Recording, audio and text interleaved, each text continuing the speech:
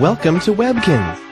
At Webkinz, for example, millions of kids a day chat with each other, explore, and shop in a virtual world.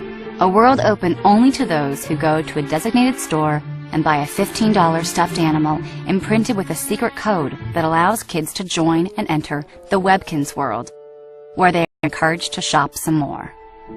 One of the reasons marketers covet these sites is because of their proven ability to gather personal information from kids.